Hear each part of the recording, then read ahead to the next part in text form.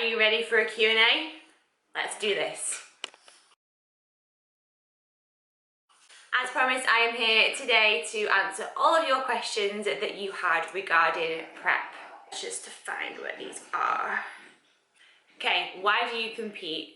Oh wow, this could take a while. I originally started doing PT sessions with Luke, get stronger to teach my pole and my aerial classes. And after a couple of months, he was like, do you know what, like, you're seeing really good changes. I really think that you should consider competing. Now, at the time, I was like, absolutely no way in hell do I want to do that. The diet wasn't great. I didn't really want to be spending loads of time in the gym. At the time, I was only doing one PT session a week. And that was like all that I wanted to do. So we started looking at my nutrition a little bit more, and I started to stick to more of a plan. And then I think when I really started to see the changes in my body myself, that's when my mindset started to change around competing as well. I used to hate the thought of doing cardio, and I still hate the thought of doing cardio. It's the most boring thing in the world. But when I started to see that body fat start to strip off, I was like, yeah, okay, this is something that I'm going to do. And I went away, I got myself a coach, and then within like 6 months, I was on stage for the first time. Okay, next question. How are you feeling with energy this time around? This is the best prep that I have done so far, 100%. It's not that I haven't had to work as hard. I feel like my body has been in a much better place than it normally is, which means cardio hasn't been too high, calories haven't been too low. Obviously at this point now, we are 2 weeks out from World, so calories have dropped significantly from when I started. But I am feeling really good. My mindset is 100% better than it was. My body is 100% better than it was. I've been doing a lot of meditation and a lot more taking time for myself to really listen to my body and do things that have helped me to relax. I've been meditating every morning, I've been journaling as well, and I think that's really put me in a different place this year in terms of my body and my mind. So my energy up until this point has been really good. It's only really been the last week that energy levels have started to drop, which is to be expected at this point 2 weeks out. Are you including small track treats, or are you keeping to a strict diet and keeping everything clean now? What I do on prep, I normally do like a 12, 16 week prep depending on where my body's at. From 8 weeks, I will 100% cut everything out that is processed, that has refined sugars in. Anything that's going to make me have cravings will go. So all my diet is completely whole foods, really nutritious, and I don't touch anything that is going to give me cravings. The reason that I do this is because it works for me personally. I know other athletes, other people will track food in right up until the last couple of weeks. Tracking macros and making macros fit for me just doesn't work. I don't see the benefits of it for me personally. My body doesn't react the same, I don't get results the same, so I like to keep everything as clean as possible from 8 weeks out. But before that, then yeah, I will track treats in. It's been a while since I've had treats. I'm so excited to eat some chocolate. Next question. What is the hardest part of prep for you so far? Prep is difficult. That is just a fact of life. I don't think I've ever done a prep where I have just breezed through everything. I think I have been okay up until this point. I think the hardest part for me is the social aspect of things. So I do try and attend as many social events as I can. Sometimes you just have to say no because it's just not going to be beneficial to you. You're going to be getting in late, or you're not going to be able to keep on track with meals. But yeah, I think it's just the social side of things with me. Learning to say no was a hard part when I was just starting out competing. I'm really good at saying no now. But yeah, it's definitely the social aspect of things. What do you usually eat on show day from waking up until stage time? Again, every prep is different, so what I eat on show day has always been different, and it depends on what time you are actually getting on stage as well. Normally, shows are, for me, have been done in the evening, which means that I eat steak, rice cakes and peanut butter. I can't remember what I ate the last time I did a morning show, but The World is a morning show and an evening show, so I think things will be a little bit different. Maybe me and Tom haven't actually discussed what my peak week food is going to be yet, but it's normally steak, rice cakes, peanut butter, jam if I need to really fill my muscles up a little bit more, and then normally what I will do 30 minutes before on stage is have 5 jelly babies to really get my body pumped up. And I also have some Reese's peanut butter cups waiting in my bag for after show. How has competing advanced your career? I think competing has definitely brought more exposure. But again, it depends on how you play it and how you view it. It's not something that I did to advance my career. I competed for me. I just wanted to see if I could do it when I first started, and now I'm an athlete and it is part of my job, it is part of my everyday life, it's something that I absolutely love. It has brought more exposure, so I do get more clients, whether that be for posing, for PT sessions, online coaching, more people coming to my studio. I think being an athlete is a really good place to be because you become a role model for so many people, especially young girls. So in terms of that, I think that's the way that my career has progressed. But that's through Instagram as well, and being able to reach a wider audience. What is your favourite thing about competing? Oh my god, so many things. I absolutely love being on stage. I don't even know where to begin with this. I have always been a performer. I have been a dancer from being 2 years old, so being on stage for me really does feel like home.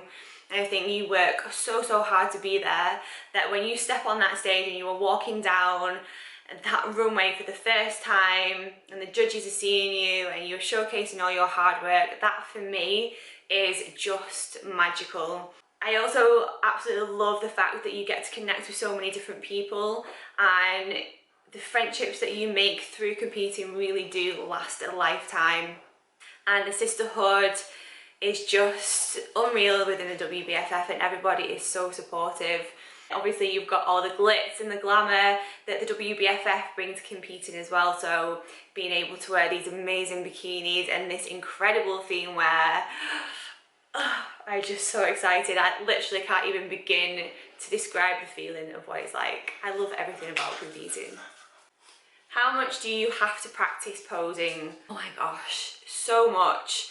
Posing is like one of the most important things.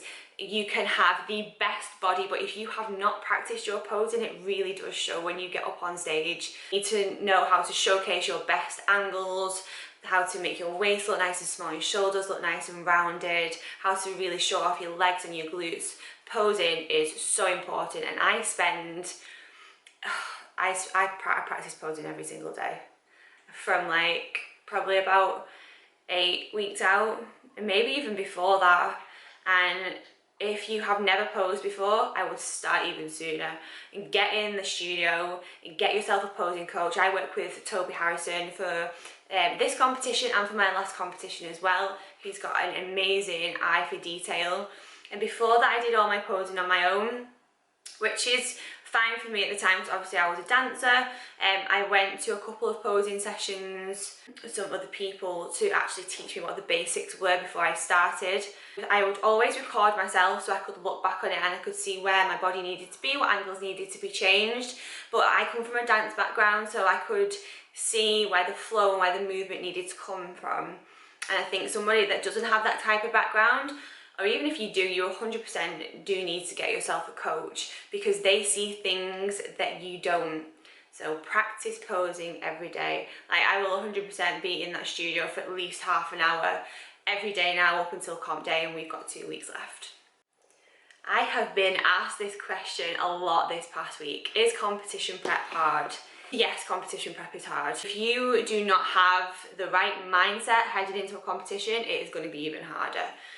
It's not all glitz and glam like it is on show day. It's hard slog, and you put yourself into a calorie deficit and you're still trying to train 6 days a week, sometimes twice a day. and you're not allowing yourself to eat the foods that you normally would, but you know what, it is 100% worth it. You need to know what your reason is. Why are you competing? If you don't know your why, or if you are only competing to win or to look your best, it's not good enough. You need to really search in here, find your why, and then that will drive you through. So even on the days when your motivation is low, you really don't want to get to the gym, you just get there and do it, and that will be because you know what your why is. You have no why, you have no reason. Any advice for somebody thinking about competing?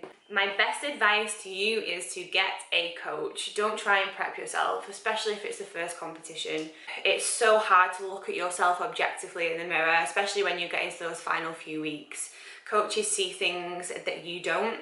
I would also make sure that you have a really good foundation to work with. So if you have never stepped foot in the gym, if you've never tried to stick to a nutrition plan, then competing is not something that you should be thinking about just yet. If you have stuck to a nutrition plan and you've done it for longer than 6 months, if you have trained in the gym for longer than a year, then you will have, or should have, a good solid foundation to work with. That is when I would think about competing. Another one that I get asked about so much: how do you have the motivation to stick to prep? Motivation is not always here. Even for me, even for most of the athletes that are in the world, motivation can get really low. So what you have to do is make rituals. You have to make habits, and then even when these days where your motivation is low, you still get out of bed 2 hours earlier than you need to, or you get in the gym like 10 o'clock at night to do your cardio, you stick to the right foods, because these rituals and these habits will be so solidly built into you that you just get up, you just get out there and you just do it. I also think about my end goal as well. I know that if I am getting back on stage, I want to look the best that I have looked, obviously, because I always want to better what I did in my last competition. And I know that if I don't stick to a meal plan, or I skip out on I skip out on sessions in the gym, that I'm not going to look my best when I get out on stage. And then you've done all this hard work for what? Because you wanted to eat some chocolate or you wanted to eat a cookie? It's just not worth it. How much training do you do? Again, this will vary between on season and off season.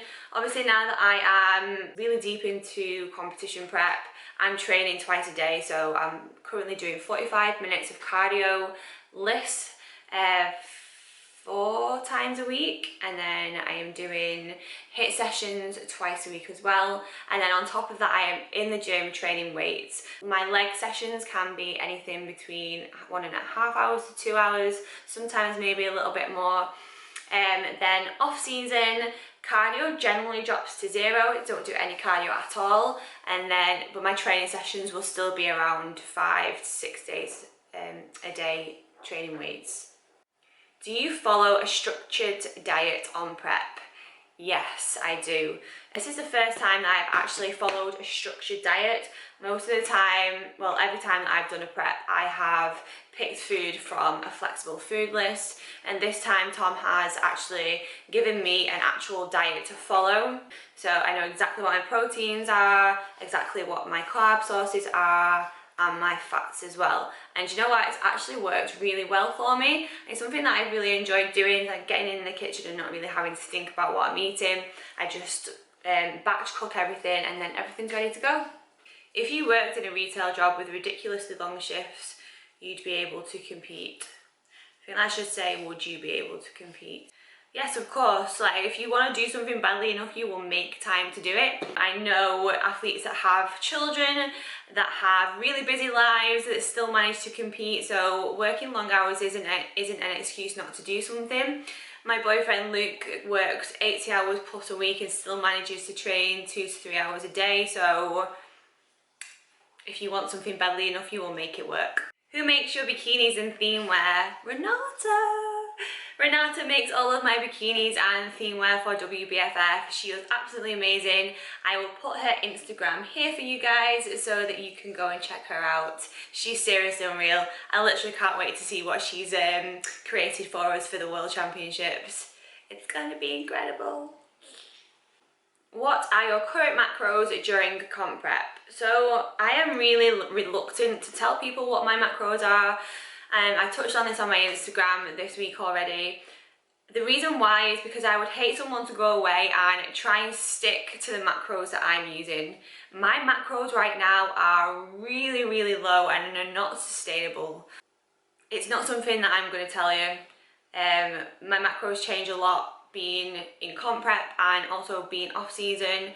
They have dropped down from being up here to down here in this comp prep, and it's been a gradual process. So yeah, I'm not going to discuss what macros are.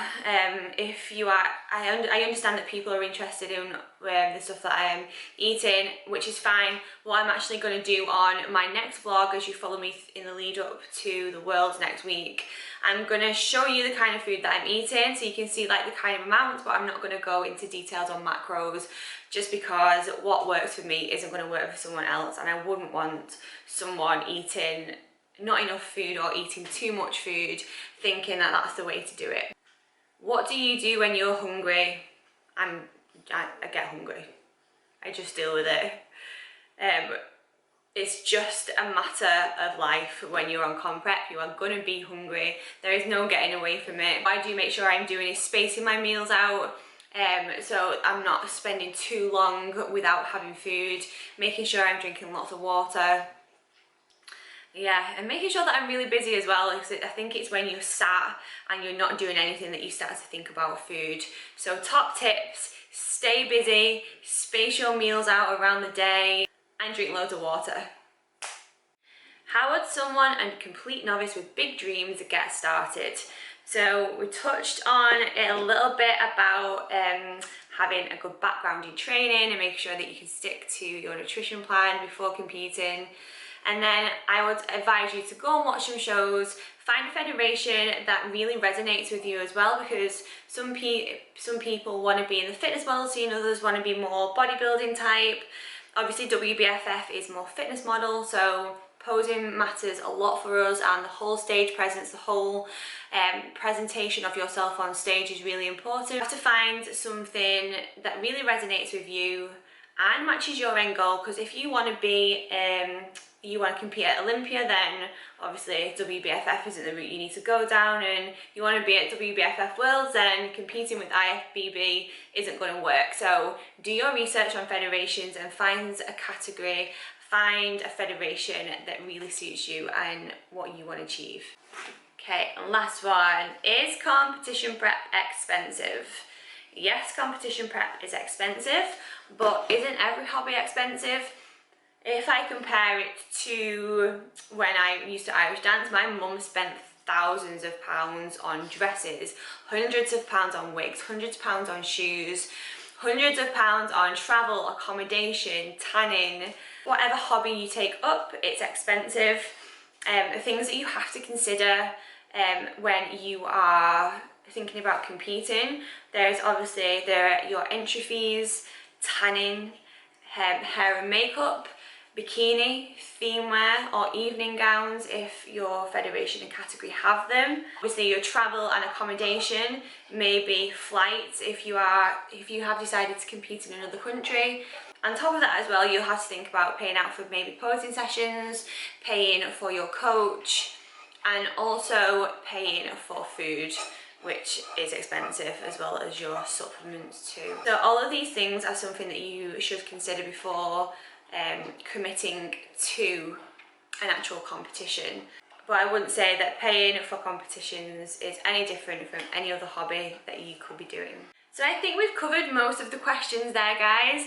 For the next one, I am going to take you through with me every day next week in a lead up to actually traveling to the Bahamas, and you can see how things start to change, how training starts to change. I'm going to show you guys what I'm eating on a daily basis as well. If there's anything in particular that you want to see in it, then please do send me a DM or just comment below on this video. and I will see what I can do. I know it's interesting watching people go through prep, and watching other people's prep series is what's actually getting me through cardio at the moment. So if there's anything that I can help you with at all, then please do let me know. Don't forget to hit the like and subscribe buttons. Head over and follow me on Instagram too, so I will be updating my stories daily on there. And yeah, much love. I'll see you guys in the next one.